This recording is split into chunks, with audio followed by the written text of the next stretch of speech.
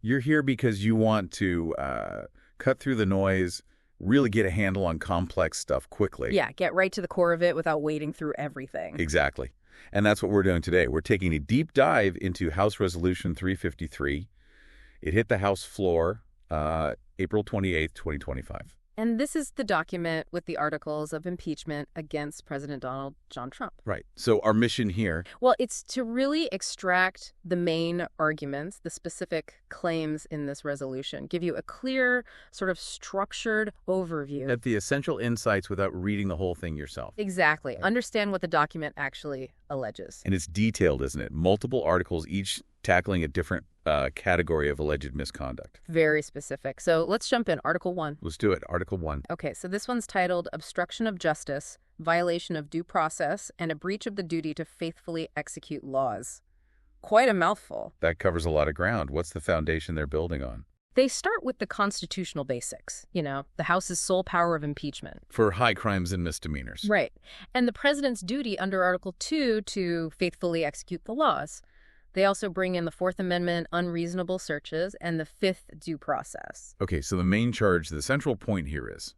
The core claim is that President Trump abused the powers of his office, used them in a way the resolution calls offensive and subversive to the Constitution itself. And how do they say he did that? What are the specifics? Right. It breaks down into a few key areas. First, alleged orders to people at the Department of Justice, subordinates, attorneys. Orders to do what? To obstruct justice, essentially, corrupt the legal system. The claim is he directed them to, mislead courts, make false statements, abuse their official powers. Okay, like an example. Yeah, one they cite is an alleged push to dismiss bribery and fraud charges against the mayor of New York City, Eric Adams. Dismiss them? Why? The resolution argues it was under false pretenses, basically a quid pro quo for political cooperation. And importantly, they argued this misused federal criminal laws to effectively commandeer a state officer, violating state sovereignty. Interesting angle on federal versus state power. Any other examples under that DOJ umbrella? Yes. Another point is the alleged termination, the purging, really, of career DOJ attorneys. Firing them? Without reasonable cause, the resolution says, in retaliation for legitimate investigations they'd done previously. Including things related to January 6th. Including those, yes. And also for just upholding their ethical duties, like being honest with the courts. Candor to the court, as they say. Okay, so that's the DOJ angle. What's the next big piece of Article 1? The second part deals with allegedly directing and allowing the evasion, even defiance, of binding court orders. Ignoring judges. That's the allegation. They give several examples. One involves removing people to El Salvador, even though a U.S. district court had ordered against it. Wow. Did the court react? The resolution mentions the court finding probable cause for criminal contempt against the government in that instance. Okay. Other examples of defying courts? The alleged removal of Kilmar Armando Abrego Garcia to El Salvador. Despite a binding order preventing his removal, a withholding of removal order? So a direct violation. That's the claim. And it goes further, alleging defiance of Supreme Court orders about Mr. Abrego Garcia's release and providing information, with the president supposedly publicly flaunting the refusal. That speaks to the separation of powers, doesn't it? Absolutely. It raises fundamental questions about respecting the judiciary. There's also mention of acting in contempt by violating a court-sanctioned settlement agreement. Okay. Anything else in this category? Yes, and this one sounds, quite serious. Allegations of conducting enforced disappearances without due process. Enforced disappearances, meaning? Meaning failing to disclose the fate or location of individuals to their families or lawyers. The resolution argues this violates the Constitution, Supreme Court rulings, due process, the rule of law itself. Heavy stuff. Yeah. What's the third area in Article 1? This one focuses on the alleged deliberate and systematic violation of laws actually passed by Congress. Okay, so ignoring statutes. Like which ones? One example given is terminating inspectors general. The resolution claims this violated the Inspector General Act of 1974. Inspectors general are meant to be independent watchdogs, right? Exactly. Yeah. Set up by Congress for oversight, finding waste, fraud, abuse. Removing them improperly could really gut that function. What other laws were allegedly broken? They also cite the termination of a member of the Merit Systems Protection Board, another body Congress created to protect federal workers' rights. Okay. And the unlawful transmission of sensitive personal information.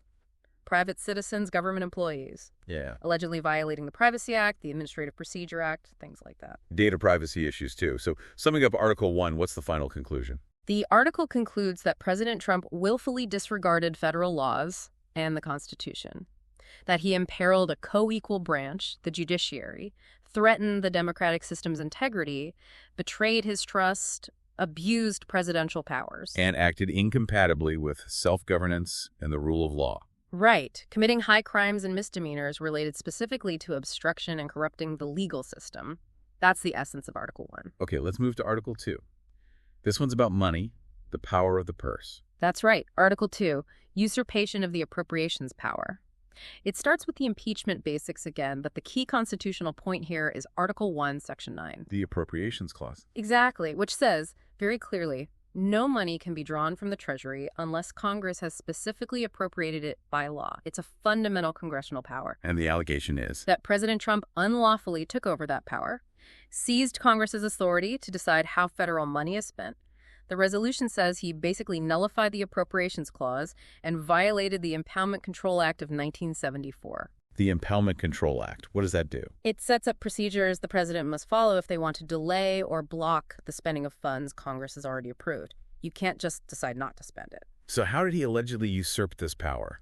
Through signing numerous executive orders, the article says, specifically to withhold funds Congress had appropriated. Just ordering funds not be spent? And also, allegedly, withholding funds while terminating federal employees and agencies wholesale, even agencies Congress established by law. Like which ones? Can you give examples? Sure. One cited is the alleged directive to dismantle the Department of Education. Dismantle it? Yeah. Congress created that department, didn't they? Yes, through the Department of Education Organization Act. The resolution mentions Executive Order 14242, which aimed to improve education outcomes. But, the argument goes, trying to dismantle a whole department via executive order goes way beyond presidential power and breaks the law. What other agencies were allegedly targeted? USA, the U.S. Agency for International Development. The resolution says there was an unlawful directive to eliminate it. Congress created USAID too, right? Foreign Assistance Act. Exactly. And the article points out USAID's role, disaster relief, global health, education, food security. Trying to axe it unilaterally is framed as defying Congress's foreign policy choices. And this Department of Government Efficiency, DOGE, where does that fit in? Yes, DOGE. The resolution claims President Trump created this entity, DOGE, and it was used to put holds on payments, even clawback money already sent out. So, controlling agency spending. Unlawfully blocking or impounding funds, the article alleges. Funds Congress meant for places like the NIH, the FAA, the VA. It suggests DOGE became this unauthorized control center for spending. What was the alleged impact of all this? Well, the resolution argues it wasn't just illegal, it hurt people, cut jobs, stopped services, canceled grants. It defied Congress's will, prevented the government from doing critical work. Both here and maybe abroad, too. Yes, potentially harming U.S. citizens and vulnerable people worldwide. That's the claim. And the conclusion for Article 2? It concludes President Trump showed unfitness to govern, acted incompatibly with self-governance and the rule of law, and remains a threat to the constitutional system because of these actions. Okay, Article 3 takes us into international territory, trade and foreign relations. Correct. Abuse of trade powers and international aggression. It cites the usual impeachment grounds, but also Article 1, Section 8. That's Congress's power, too. Lay and collect taxes, duties, tariffs. But they have to be uniform across the U.S. It underscores Congress's lead role in trade. So what's the main charge here? Two main things, really. First, abusing trade powers with unjustifiable tariffs that hurt the economy, allegedly using a false national security emergency as cover. Okay, tariffs. And the second part? Threatening foreign nations, in ways that, the resolution argues, violate U.S. treaty obligations. Let's break that down. The tariffs first. What specifics are alleged? The claim is he imposed unreasonable tariffs, contradicting trade deals, even ones his own administration made. Violating treaties. That's the argument. Violating legally binding treaty obligations, breaking international law and norms, which led to retaliation against U.S. goods and services. Any specific tariff schemes mentioned? Yes. The Liberation Day, 10% tariff on everyone. Plus, additional tariffs based on a reciprocity formula the resolution calls illogical and harmful. They link this directly to a big drop in financial markets. So, questioning both the legality and the economic wisdom. Now, about those alleged threats to other countries, that sounds serious. It does. The resolution alleges threats of military invasion, annexation of territory, occupation by force. Against whom? Multiple nations. And the article argues this violates major treaties. NATO, the UN Charter, Kellogg-Briand Pact, the Rio Treaty. These are foundational treaties. Can you give the specific examples cited? Okay. One is alleged threats to annex Canada, saying it should become the 51st state under economic and military pressure. Annex Canada, wow. What else? Alleged threats of unlawful military action in Mexico. Drone strikes, special ops, without Congress's approval, violating Mexican sovereignty. Okay, more. Yes. Threatening to annex Greenland, part of Denmark, a NATO ally, reportedly refusing to rule out military force. Despite friendly relations with Denmark. Yes. And stating in a joint session speech an intent to reclaim the Panama Canal, not ruling out military or economic action against Panama. Reclaim the Panama Canal. That's what the resolution alleges. And finally, proposing the annexation of the Gaza Strip with forced resettlement of Palestinians. Which they argue violates International law, like the Genocide Convention. No. And would be unconstitutional without Congress, besides ignoring the humanitarian crisis. What's the overall impact alleged from these actions? Bringing shame on the presidency and the U.S., failing to keep peaceful relations, threatening U.S. security, provoking hostility, even leading other countries to warn their citizens against traveling here, hurting the economy further. And Article 3 concludes? Again, that he demonstrated unfitness, acted incompatibly with self-governance and the rule of law, and remains a threat. All right, Article 4. This brings us to the First Amendment, fundamental rights. Exactly. Violation of First Amendment rights. Cites the usual basis, then zeroes in on the First Amendment. Religion, speech, press, assembly, petition. Core freedoms. And the central claim regarding the First Amendment. That President Trump retaliated against people who displeased him or criticized him, essentially weaponizing government agencies and threatening free expression. How specifically? What are the examples? Several categories. One is alleged retaliation against law firms, attorneys, connected to litigants he didn't like. Retaliation like? Barring them from federal buildings, revoking security clearances, threatening their government contracts, even allegedly demanding pro bono services to make the pressure stop. That could certainly stifle legal representation. What else? A pattern of alleged unconstitutional retaliation against critics, political opponents. Using the DOJ and other agencies for baseless investigations, harassment. Weaponizing the DOJ. That's the charge. Also, directing DOJ to dismiss prosecutors who'd investigated him after he left office in 2021, and launching new investigations into officials from those prior probes. But what about targeting the media or advocacy groups? Yes, direct public threats against media outlets, office holders, current and former, advocacy groups. Also, pursuing meritless lawsuits, using his office for personal gain, twisting the justice system to get settlements. Settlements.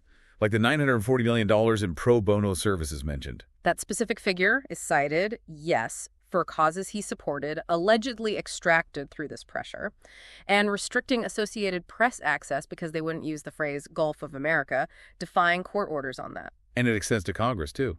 Threats against members. Allegedly, yes. Threatening current and former members of Congress just for doing their legislative and oversight jobs. The resolution calls this an attack on Congress's independence under Article 1, violating the speech or debate clause, and the First Amendment. Is there a specific example? Threats against members of the House Select Committee on the January 6th attack, saying they're subject to the highest level investigation, declaring their pardons void.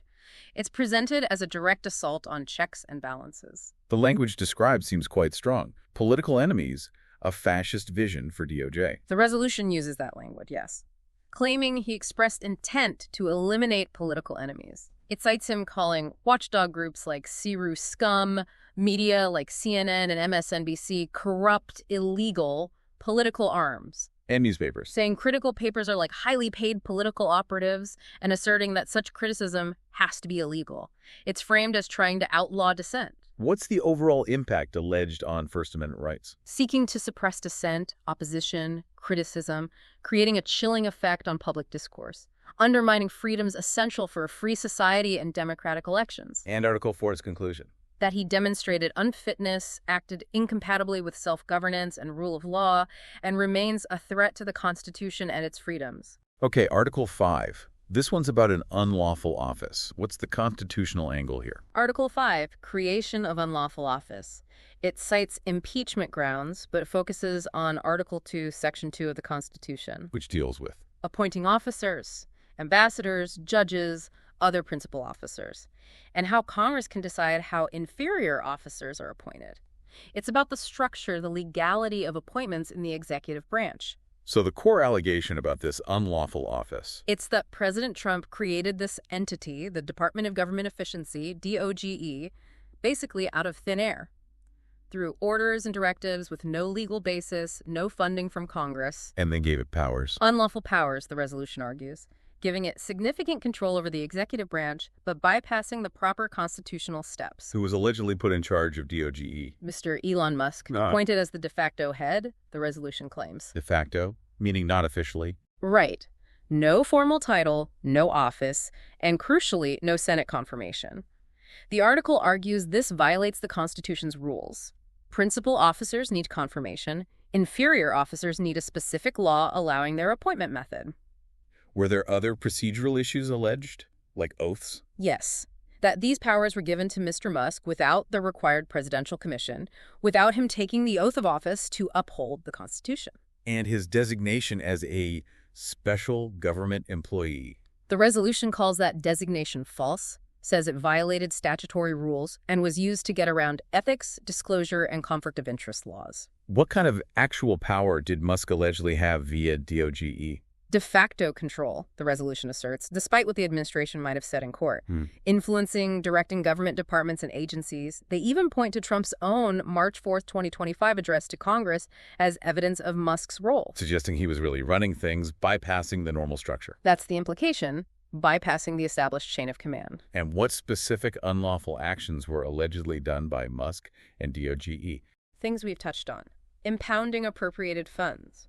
Violating privacy and security laws with sensitive info, firing government employees improperly, violating civil service laws. And these actions went beyond what the executive orders even claimed to authorize. That's the argument. The orders mentioned a U.S. DOGE service administrator, a post initially vacant. But these alleged actions exceeded that scope. Even after someone was formally named administrator. The resolution claims the president and administration continued to say Musk was really in control, backed up by media reports and Musk's own statements, suggests a potential deception about who truly held power there. So the conclusion of Article V? That President Trump abused his office, breached public trust by creating DOGE, and putting Musk unconstitutionally in charge.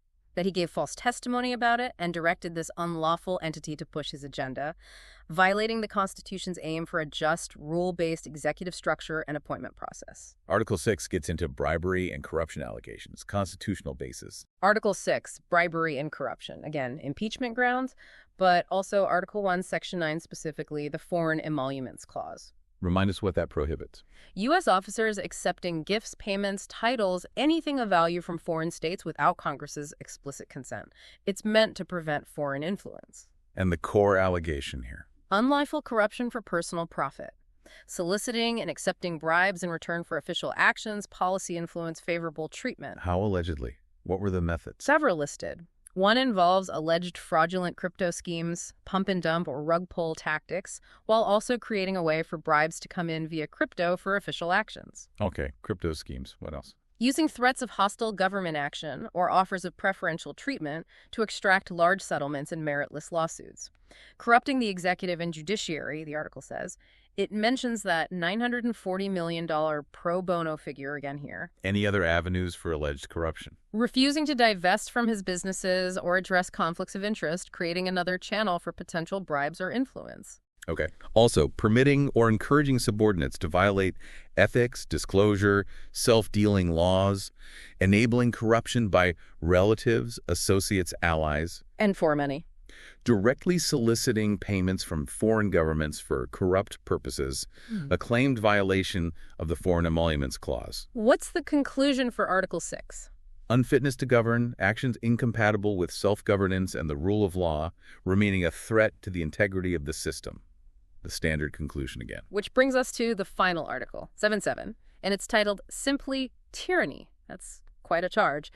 Constitutional basis. Article 7, Tyranny, cites impeachment power, grounds for removal, but it emphasizes the Constitution's whole design checks and balances, separation of powers, precisely to prevent tyranny. And the central allegation is that President Trump sought to become A tyrant, a dictator, an autocrat over the American people. The argument is he tried to achieve this by systematically usurping powers belonging to Congress, the courts, the states. and claiming powers no legitimate government in a republic has. Exactly. Claiming powers beyond the scope of the presidency or any lawful authority. How specifically did he allegedly try to establish this tyranny? What actions? Numerous things listed. Claiming absolute arbitrary power, the power to suspend laws at whim, disregarding his oath, Violating rights? denying or violating rights, free speech, assembly, petition, denying or violating due process, equal protection, fair courts, legal counsel, What about interactions with other branches or levels of government? allegedly seeking to intimidate or coerce members of Congress, threats of unlawful prosecution, encouraging violence against them, Undermining separation of powers? violating separation of powers and checks and balances by grabbing legislative and judicial powers for himself, taxing, spending, reorganizing government, making law by decree, And relations with states? trying to intimidate, coerce, extort state officials, Yeah. commandeering states, violating their sovereignty, violating federalism. Are there even more sort of extreme allegations in Article 7? There are. Seeking to abrogate the 14th Amendment's citizenship clause via executive order, repeatedly threatening to violate presidential term limits under the 22nd Amendment. And adopting, the article says, monarchical aspirations claiming to be above the law, or that his will is the law. Seen as a direct attack on constitutional government itself. That's how it's framed, a fundamental assault. So the conclusion of this final, very serious article. Article 7 concludes he willfully disregarded laws and the Constitution, imperiled co-equal branches, threatened the democratic system, betrayed trust, abused power, acted incompatibly with self-governance and rule of law. And committed high crimes and misdemeanors in attempting to establish himself as a lawless tyrant. That is the concluding statement of Article 7. Well, that certainly covers the sheer breadth and, frankly, the severity of the allegations laid out in these articles of impeachment. Yes, it's a lot, and this deep dive, we hope, has pulled out those key arguments, the specific examples presented in House Resolution 353. Yeah, the goal, like we said, was to give you a clearer, more direct path to understanding the core content, the main claims being made in this really significant document. Exactly. A shortcut to the essential information. So as you think about all these allegations and the framework of American governance they potentially challenge, it makes you wonder, doesn't it? What are those fundamental principles of governance, those limits on presidential power that are truly most critical for keeping a democracy healthy and resilient? It's definitely something worth reflecting on, considering everything laid out here. A crucial set of questions for all of us, really.